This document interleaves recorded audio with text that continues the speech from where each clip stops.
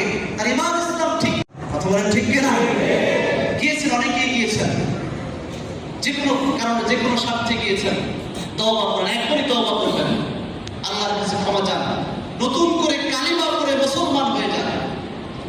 কারণ আর যাই হোক, মূর্তি পূজারীদের সাথে, মূর্তির সাথে মুসলমানদের কোনো আপোষ হতে পারে না। কথা বলেন ঠিক কিনা? আমরা তো হযরত ইব্রাহিম আলাইহিস সালামের সন্তান, আমাদের মুসলিম মিল্লাত, মুসলিম জাতির পিতা ইব্রাহিম আলাইহিস সালাম আমাদেরকে তো সেই শিক্ষা দিয়ে গিয়েছেন যে তোমরা মূর্তি পূজারীদের সাথে একাকার হয়ে যেও না। ইব্রাহিম আলাইহিস সালামকে বলা হয়েছিল চলো আমাদের সাথে মূর্তি পূজার উৎসবে যেতে হবে। তিনি বলেছিলেন ইন্নী সাকিম, আমি অসুস্থতার মধ্যে আছি। জাতির দুর্দশা দেখে তিনি মানসিকভাবে অসুস্থতা বোধ করেছেন, তিনি যান নাই।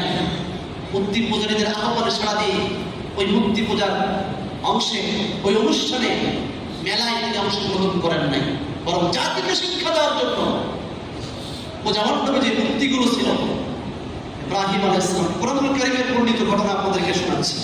ইব্রাহিম আলাইহিস সালাম মূর্তিগুলোকে ভেঙে বড় যে মূর্তিটা ছিল তার গলার মধ্যে কোরআনটাকে ঝুলিয়ে রেখেছিল। ওরা যখন উৎসব শেষ করে ওই মেলা থেকে ফিরে এসে দেখে মণ্ডপের সব মূর্তিগুলো বেকার দশা, একটা মাত্র মূর্তি ঠিক আছে, আশেপাশে কেউ নাই। তারা চিন্তা করলো ইব্রাহিম তো ছিল, তার কাছে জিজ্ঞাসা করি, ইব্রাহিম তুমি কি জানো কি হয়েছে এখানে? তিনি বললেন ওই যে বড়টা দাঁড়িয়ে আছে, তোমাদের বড় মূর্তি দাঁড়িয়ে আছে, তার কাছে জিজ্ঞাসা করো। তারা বললো মূর্তিকে আবার কথা বলতে পারে নাকি? মূর্তি তো কথা বলতে পারে না, সে তো, তার তো বোধ শক্তি নাই, নির্বোধ।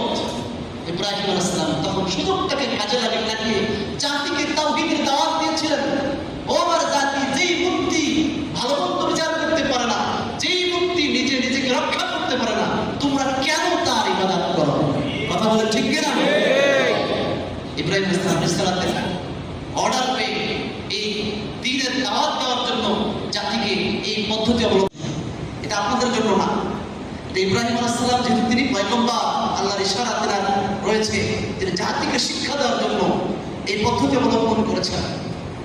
অতএব কোন মুসলমান মূর্তির সাথে, মূর্তি পূজারীদের সাথে একাকার হতে পারে না। অসংখ্য সহিহ হাদিসে রাসূল করিম সাল্লাল্লাহু আলাইহি ওয়াসাল্লাম বলেছেন যে যখন পূজা মানে উৎসব হবে, মূর্তি পূজারীদের উৎসব চলবে, মুসলমান তোমরা ওই উৎসবে ধারে কাছে যাবে না, কারণ সেখানে আল্লাহ গজব আপতিত হয়, সেখানে আল্লাহর পক্ষ থেকে গজব বর্ষিত হয়, লানত বর্ষিত হয়, তোমরা সেখানে যাবে না।